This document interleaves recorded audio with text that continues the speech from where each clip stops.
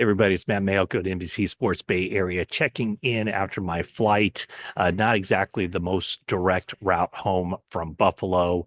I went from Buffalo to Charlotte, North Carolina, and then across the country to San Francisco. And that's where I'm at right now, still wearing the same jacket that I wore last night in Buffalo.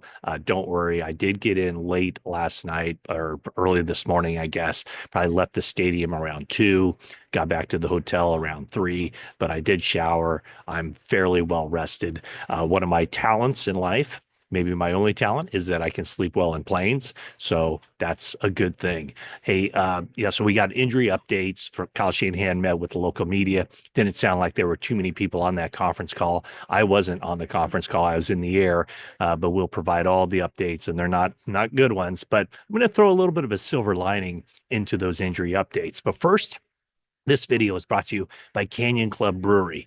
Great brewery, restaurant, beer garden, all located in Moraga, California. A lot of different styles of beer, a lot of different kinds of food. So bring the family pet, and have a good time at Canyon Club. Also coming soon to the Livery in Danville, Canyon Club Brewery.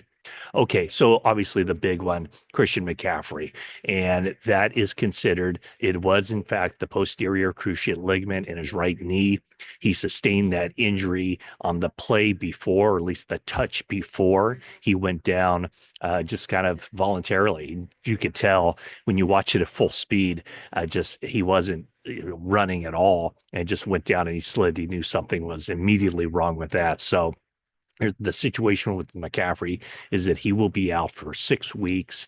And so they'll put him on IR. That shuts him down for the season. And so when I'm talking about the silver lining, there's another bad thing that happened. And that was kind of a surprise that came out of the game. Jordan Mason sustained a high ankle sprain. And so he's also going to be on injured reserve. And so the silver lining would be that theoretically, neither one of those injuries will spill into 2025. And when you think about where the 49ers are right now, they're not going anywhere. They're 5-7. Boy, they'll be lucky to win a couple of games. I think the rest of the season, the way their roster's comprised and just the way that this season has really gone downhill. So McCaffrey won't require surgery on his knee, the posterior cruciate ligament. And Jordan Mason won't require surgery on the high ankle sprain, but he will also go on IR. And I can't imagine, or it seems to me, probably not a great likelihood that they would bring him back for the last game or two of the season. So, well, if he goes on IR, I guess it'd only be one game because they played 12 games. You have to spend 4 games on IR. So would they bring him back for the last game of the season? I don't think so. So from here on out, it's the Isaac Guerendo show, and the 49ers do have another running back that they'll bring up in Patrick Taylor, and then they're going to go out and find somebody else to fill that roster spot and to probably share the carries, or if they take the approach that I would suspect, it's going to be Isaac Guerendo until Isaac Guerendo can't go any further.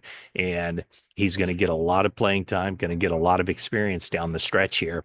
And then the 49ers have to make a decision in the offseason with Jordan Mason. He is scheduled to be a restricted free agent.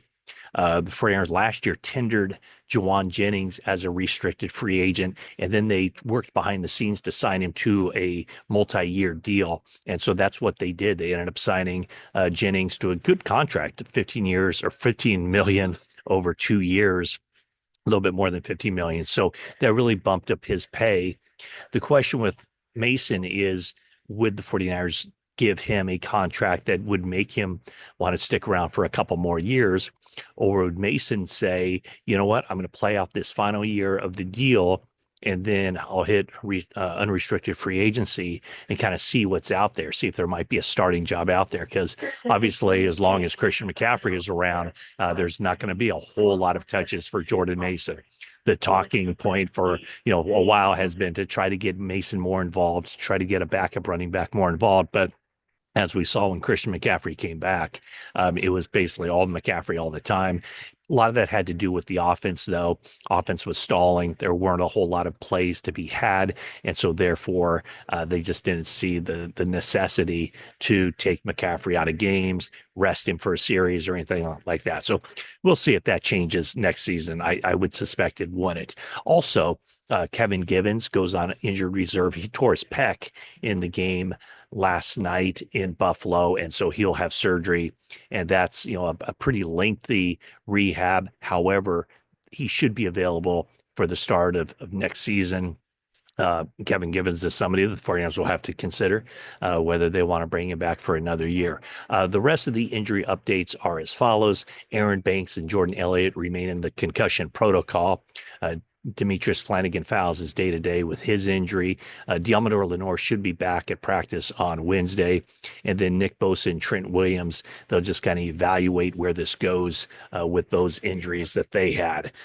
Dre Greenlaw will continue to practice. Don't expect him to get elevated off of the injured reserve list, or actually be the PUP list this week. More than likely, if they're going to do it, they'll do it for the following game, the Thursday night game against the Rams. And then a little bit of a bright spot, Talanoa Hufanga.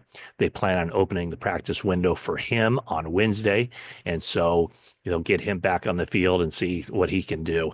When the 49ers got back from Buffalo, they reported, they got back, and a lot of guys came in for treatment on Monday. Brock Purdy did not go in for any treatment. So, as Kyle Shanahan said, that he will be a full go this coming week in practice. One of the things, well, I'll finish on. Let's do this now since I mentioned Trent Williams. Just heartbreaking, some of the stuff that's happened with the 49ers. Obviously, Charvarius Ward losing his daughter right before her second birthday.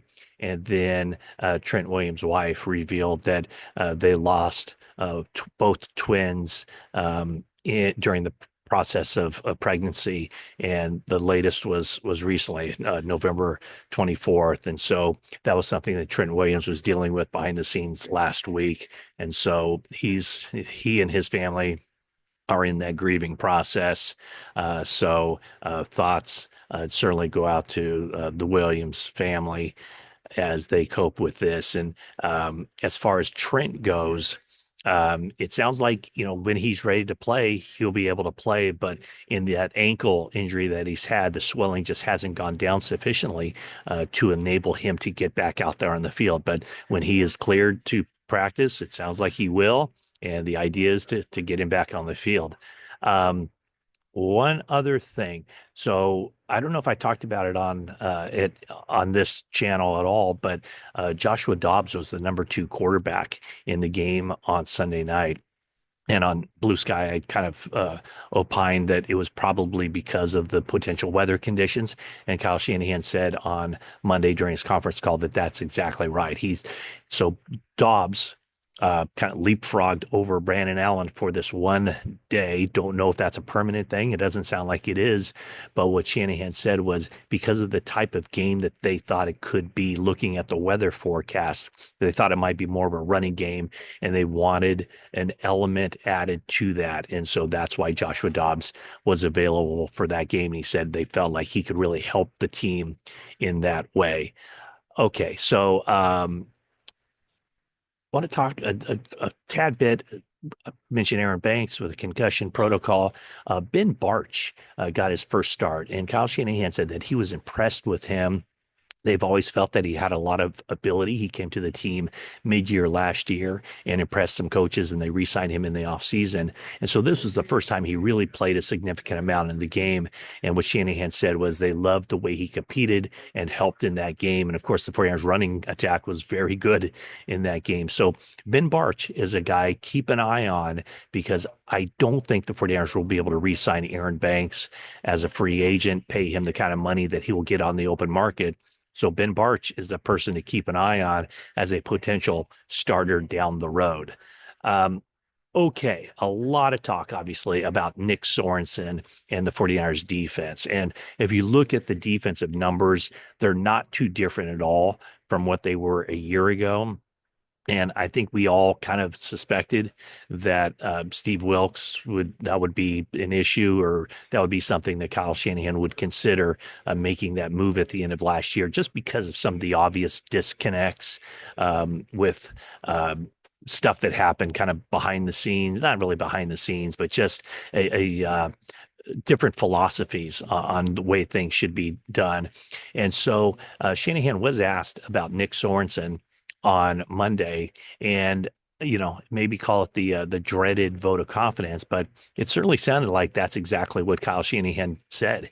He said that he's very satisfied with Nick, and that he's not satisfied with the results and how things are going defensively. But he said a lot of those mistakes that have been made in the past 2 weeks have not been schematic issues. They've been more of a fundamental issues with players just basically not doing their jobs, not doing the stuff that they've been taught from, Pee Wee football all the way up through high school, college, and now the NFL. So, and I'm still keeping an eye on Jeff Ulbrich, the Jets defensive coordinator, and now the interim head coach of the Jets, who was moved into that interim head coaching role when Robert Saleh was fired.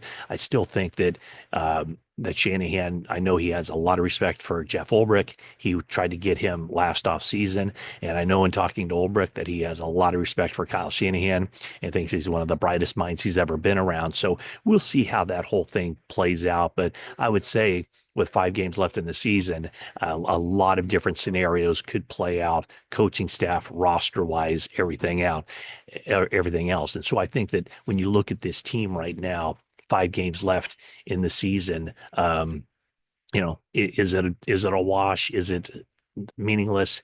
I wouldn't say it's meaningless to a lot of the players. Now, 49ers are not going to the postseason. Their postseason hopes are very slim. And with the roster they put out there on Sunday, that's not a playoff team. That's not a team capable of winning 5 games in a row to get to 10-7. I don't think. I don't think they're a team capable of winning 4 out of 5 games to get to 9-8 and see where things go from there. But it is, for the bottom half of the roster, for a guy like Ben Barch trying to put himself in a spot to potentially be a starter next year, for Isaac Guerendo, for Ricky Pearsall. Ricky Pearsall needs to get some momentum going here late in the season. Heck, for Deebo Samuel. Deebo Samuel needs to start producing in a way that makes his spot on the team next year, maybe not guaranteed, but certainly just kind of solidifies his spot where the 49ers are going for the future. There's got a lot of guys like that, veteran guys who need to step up, young guys who need to step up. So, everything kind of interconnects. And I would say for the 49ers, regardless of what the record is, these final 5 games will have an impact on players, coaches, etc. So I think that's it. I might have just kind of, just to kind of talk more about how things have gone wrong. I just kind of, on my flight, just kind of jotted down some things that have gone wrong for the 49ers, and it's a long, long list. And I'm just talking about players, either injuries, not producing, whatever the case may be.